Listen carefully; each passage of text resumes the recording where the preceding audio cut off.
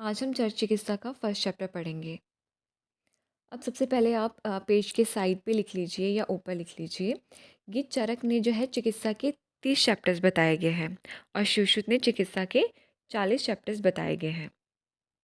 फिर उसके बाद आप लिखिए, चरक ने फर्स्ट चैप्टर रसायन बताया है और सेकंड चैप्टर वाजीकरण बताया गया है। सुश्रुत ने चिकित्सा का जो वर्णन है, ठीक है, उस पे 26 जो चिकित्सा चैप्टर है वहाँ पे वाजीकरण का सबसे पहले वर्णन किया गया है। और सुश्रुत के चिकित्सा स्थान 27 से लेकर 30 तक रसायन का वर्णन आता है। मतलब 27 से 30 तक जो 4 चैप्टर्स आते हैं उसमें रसायन का वर्णन। चरक ने पहले रसायन का वर्णन किया है, फिर वाजीकरण का। बस सुश्रुत ने क्या किया, पहले वाजीकरण का वर्णन किया है, उसके बाद रसायन का वर्णन किया है।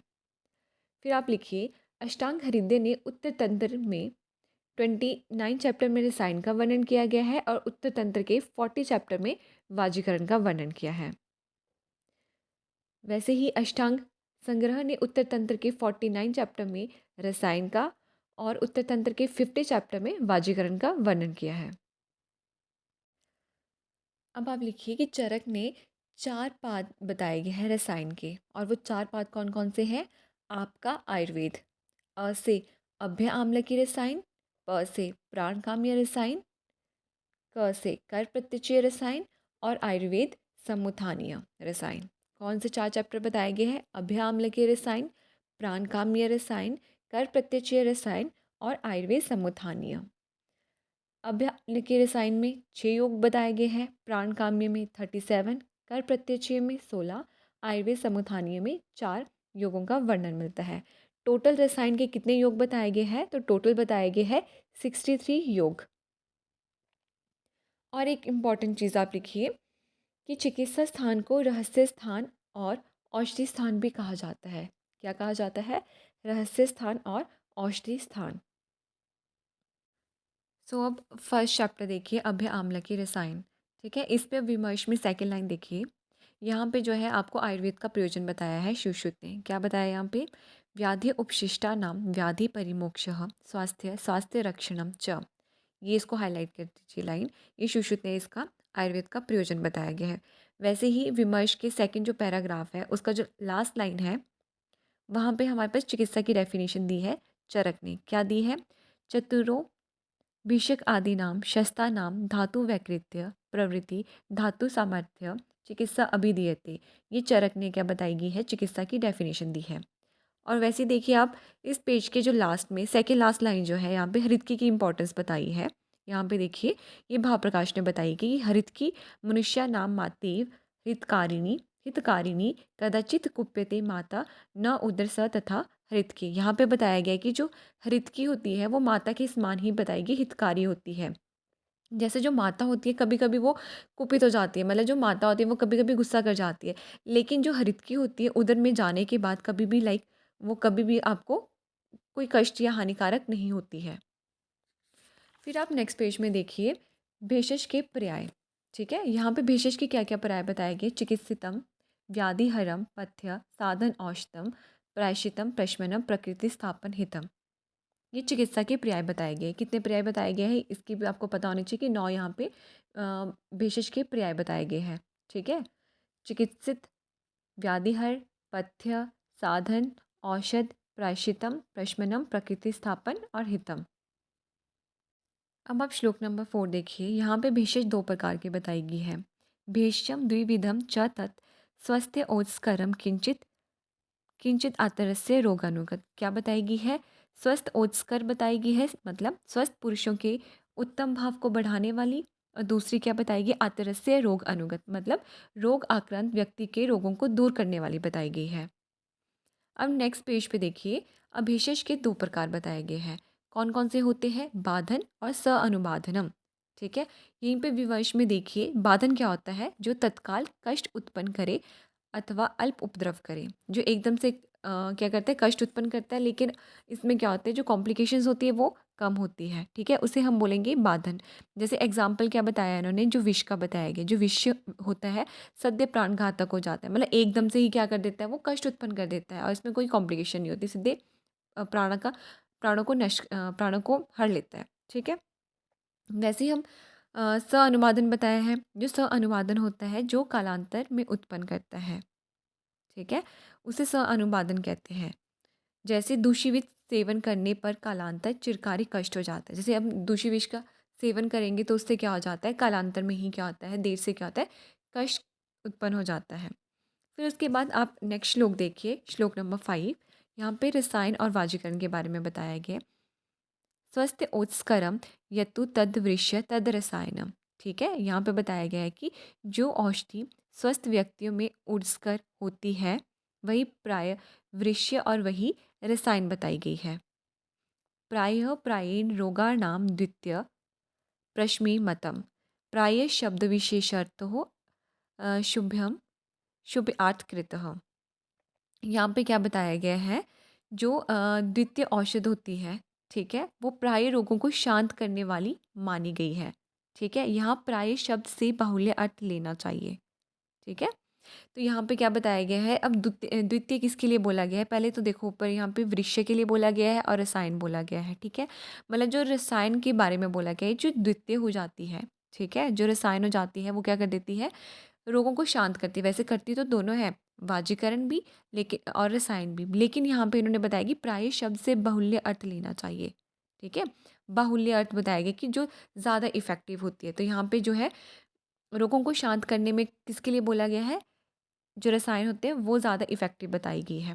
ठीक है, फिर उसके बाद आप नेक्स्ट पेज देखिए, यहाँ पे रसायन के गुण बताए गए हैं। रसायन के गुण क्या बताए गए हैं, दीर्घम आयु समृद्धि मेधा आरोग्य तरुण वय प्रभाव वर्ण स्वर औदार्य देह इंद्रिय बलम परम वाक् सिद्धि प्रणीति कांति लभ्यते ना रसायनम लाभोपायो ही शस्तानाम रसादीनाम रसायनम। ये लास्ट लाइन इंपॉर्टेंट है, इसको आप हाईलाइट कीजिए कि लाभोपाय ही शस्तानाम रसादीनाम रसायन, ये रसायन की डेफिनेशन बताई गई है। ठीक है, आपको पता होने चाहिए कि रसायन के क्या क्या गुण होते हैं, कि दीर्घ आयु की प्राप्ति होती है, समृद्धि मेधा आरोग्य तरुण वय, ये सब की इनकी वृद्धि कर देता है रसायन, आपको पता होने चाहिए इसके ये हर एक गुण। ठीक है, फिर उसके बाद आप विमर्श में देखिए, शार्ंगधर ने क्या बताया गया है यहाँ पे, शार्ंगधर ने बताया कि रसायनम च तज्ज्ञेयम यज जरा व्याधि नाशनम। ये डेफिनेशन जो है शार्ंगधर ने दी है। यहाँ पे बताया गया है जो जरा और व्याधि को दूर करने वाला होता है उसे क्या बोला गया है, रसायन बोला गया है। अब नेक्स्ट श्लोक देखिए आप, यहाँ पे वाजीकरण की परिभाषा बताई गई है। क्या बताया गया है, अपत्य संतान करम यत सद्य संप्रहर्षणम। ठीक है, यहाँ पे क्या बोला गया है, जो भेषज अपत्य संतान करने वाला होता है, अपत्य में जो संतान करने वाला बताया गया है और संप्रहर्ष करने वाला बताया गया है। ठीक है, और सेकंड लाइन को आप हाईलाइट कीजिए, भवत्य अति प्रिय स्त्रिया नाम येन येन उपचिते। ठीक है, ये क्या बताया गया है, जो स्त्रियों को क्या बताया गया, अत्यंत प्रिय बताया गया है और जिससे शरीर की क्या होती है, पुष्टि होती है। और नेक्स्ट लाइन आप हाईलाइट कीजिए, प्रभूति शाखा शाखा इव येन चैत्य यथा महान। ये क्या बताया गया है, जिस प्रकार जो अनेक शाखा वाले वृक्ष होता है ना, जैसे कि हमें बोला गया है कि जिस प्रकार जो चैत्य वृक्ष पूज्य होता है, वैसे ही जो जो भी मनुष्य बाजीकरण का सेवन करता है वो भी क्या होता है, पूज्य बोला गया है। और यहाँ पे इसी पैराग्राफ में देखिए, जो लास्ट लाइन बोले गए हैं यहाँ पे, सुबहुप्रजः, मतलब ये बहुत संतान वाला बताया गया है, और संतान मूलम, और ये क्या होता है, संतान उत्पत्ति का मूल बताया गया है। और लास्ट लाइन इसमें हाईलाइट कीजिए, यशः श्री बलम पुष्टि वाजीकरण में ततः। ठीक है, जो वाजीकरण हो जाता है वो यश श्री बल तथा पुष्टि की वृद्धि करने वाला बताया गया है। यहाँ पे साइड पे आप लिखिए एक इम्पॉर्टेंट चीज़, अपत्य मूलम नारीणाम। ठीक है, ये चिकित्सा स्थान 30 में हम पढ़ेंगे। ठीक है, कि वहाँ पे क्या बताया गया, जो नारी होती है वहाँ पे संतान का मूल बोला गया है नारी को। ठीक है, बट यहाँ पे हमने संतान का मूल किसको पढ़ा है, बाजीकरण को बोला गया है। ठीक है, एक बार मैं फिर से बोल रही हूँ, अपत्य मूलनम मूलम नारीणाम। ठीक है, ये चिकित्सा स्थान 30 में बोला गया है न- नारी को संतान का मूल, और यहाँ पे संतान मूलम वाजीकरण के लिए कहा गया है। अब आप श्लोक नंबर 16 देखिए। ठीक है, यहाँ पे दो टाइप्स के रसायन का वर्णन किया गया है। कौन कौन से दो टाइप्स के होते हैं, कुटी प्रवेशिक और वातातापिक। जो कुटी प्रवेशिक होता है इसको क्या करेंगे हम, जो है इसको इंडोर मैनेजमेंट बोलते हैं। इसमें क्या होता है, एक स्पेसिफिक टाइप की कुटी बनाते हैं और वहाँ पे हम क्या करते हैं, रसायन का सेवन करवाते हैं। और वातातापिक में क्या हो जाता है, इसको सौर मारुतिक भी बोलते हैं। साइड पे लिख दीजिए इसको, सौर मारुतिक भी बोलते हैं। इसको आउटडोर मैनेजमेंट बोला जाता है। Outdoor management in a sense कि हम इसको डे टू डे लाइफ में हम इसका यूज़ कर सकते हैं। इसमें कोई स्पेसिफिक कंडीशन नहीं होती है, ठीक है। नॉर्मल स्टेट में हम इसका सेवन कर सकते हैं। अब यहाँ पे विमर्श के सेकंड जो पैराग्राफ होता है उसकी सेकंड लाइन में देखिए, यहाँ पे सुश्रुत में स्पष्ट बताया है। देखिए ये वाला जो लाइन है, अतः खलु सप्त परुष रसायन न उपयोजन। मतलब यहाँ पे बोला गया है जो 7 टाइप्स के 7 पुरुषों को क्या करना है, रसायन का सेवन नहीं कराना है, ठीक है। तो कौन कौन से हैं वो, अनातमवान, अलसो, दरिद्र, प्रमादी, व्यसन, पापकृत और भेषज अपमानी। ये जो 7 टाइप्स के पुरुष है उनको हमने रसायन का सेवन नहीं कराना है। अब नेक्स्ट आप श्लोक देखिए 17 से लेके 20 तक, ठीक है। यहाँ पे अब कुटी निर्माण करने की विधि बताई गई है। यहाँ पे अब आपकी सेकंड लाइन देखिए, इसमें बोला गया है दिशि पूर्व उत्तर से जो कुटी होनी चाहिए वो कैसी होनी चाहिए, पूर्व उत्तर दिशा की तरफ इसका निर्माण करना है। कैसी, पूर्व और उत्तर दिशा की तरफ इसमें इसका निर्माण करना है, कुटी का निर्माण करना है, ठीक है। और नेक्स्ट जो इसकी लाइन देखिए, इस पे बताया गया है कि जो कुटी होनी चाहिए विस्तार उत्सेद संपन्न त्रिगर्भा सूक्ष्म लोचना, ठीक है।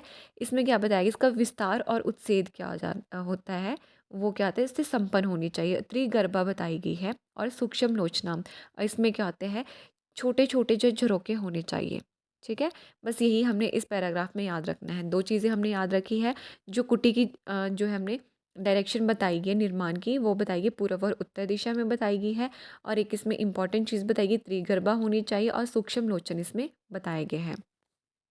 अब नेक्स्ट देखिए आप कुटी में प्रवेश करने की विधि, ठीक है, कि हमने कुटी में प्रवेश कैसे करना है, कब करना है, वो इसमें बताया गया। इसमें आप सीधे इसकी हिंदी वाली देखिए कि उस कुटी में जब सूर्य उत्तरायण हो, शुक्ल पक्ष हो, तिथि और नक्षत्र उत्तम हो, शुभ मुहूर्त हो, कर्ण से युक्त तिथि हो और बाल बनवाकर आदि, इन चीज़ों से हमने क्या करना है, प्रवेश करना है। कैसे कैसे करना है, जब सूर्य उत्तरायण में हो, शुक्ल पक्ष हो, तिथि और नक्षत्र उत्तम वगैरह हो, शुभ मुहूर्त देख के हमने कुटी में प्रवेश करना है, ठीक है। फिर यहाँ पे बोला गया कि रसायन प्रयोग के पहले शोधन। जब भी हमने कभी भी रसायन का प्रयोग करना है तो सबसे पहले हमने अपनी शरीर की शुद्धि करनी है, उसके बाद ही हमने रसायन का प्रयोग करना है। फिर आप श्लोक नंबर 25 से लेकर 29 तक देखिए, यहाँ पे बताया गया कि संशोधन औषध। अब हमने संशोधन कैसे करनी है, अपनी शरीर की शुद्धि किस चीज़ से करनी है, तो यहाँ पे बताया गया है, हृतकी नाम चूर्णानी सैंधव आम्लके गुड़म वचा विडंग रजनी पिपली विष भेषजम पिबेद ओशन अम्बु नाम जंतु स्नेह स्वेद उपादितम। यहाँ पे बोला गया है, ये जो हमने हरितकी का चूर्ण बना दिया, ठीक है, हरितकी का चूर्ण सेंधन नमक आंवला गुड़ मीठा वच वायविडंग हरिद्रा पीपल सोंठ, इन सबको इक्वल क्वांटिटी में ले लेंगे और इनका चूर्ण बना देंगे, ठीक है। और स्नेह स्वेदन करने के बाद रसायन सेवी पुरुष को गर्म जल से खाने के लिए देंगे। और इसकी मात्रा कितनी बताई गई है, 1 तोला।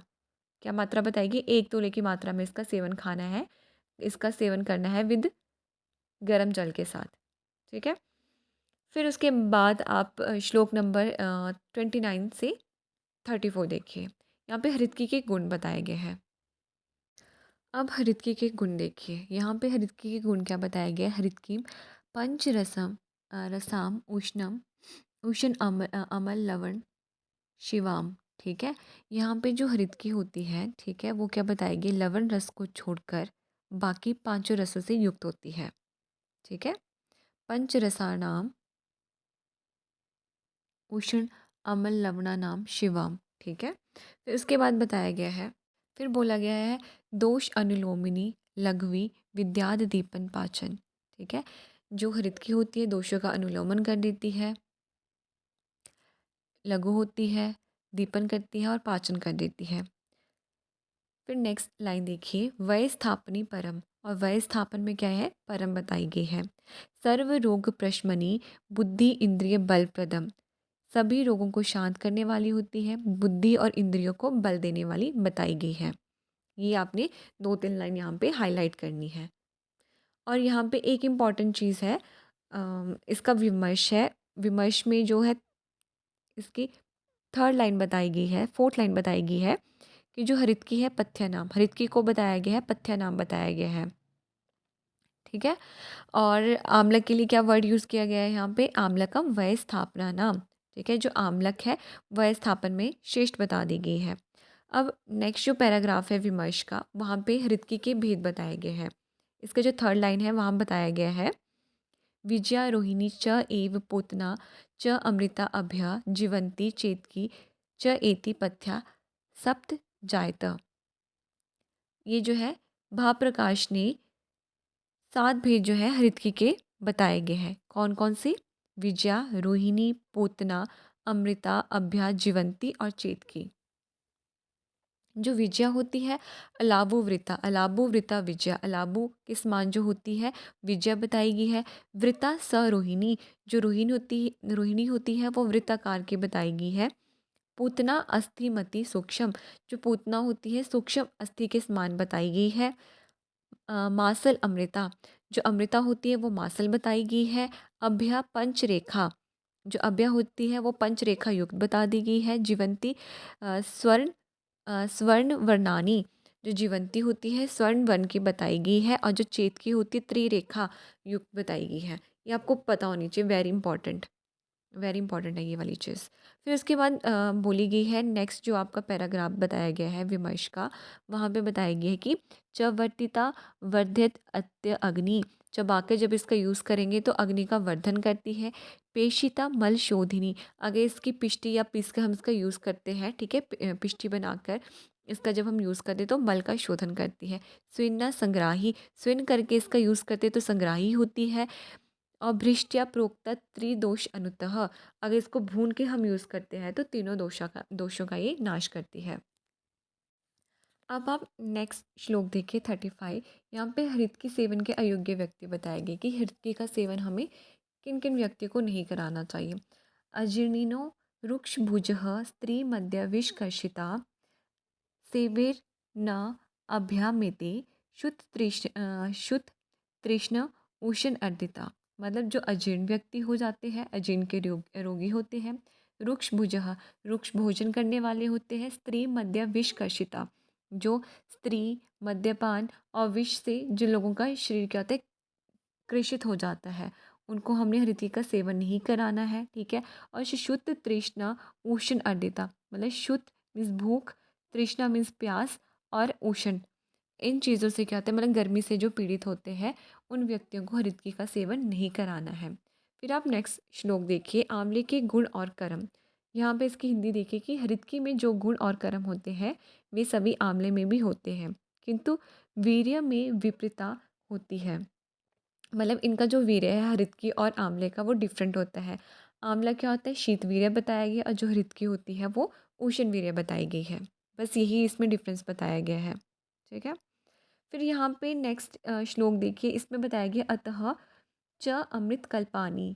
ये जो वर्ड है, ठीक है, वो किसके लिए बोला गया है ये आपको पता होना चाहिए कि हृदकी, इसलिए हृदकी और आंवले के बीज रहित फल का प्रयोग इन कर्मों के अनुसार अमृत के तुल्य बताया गया है।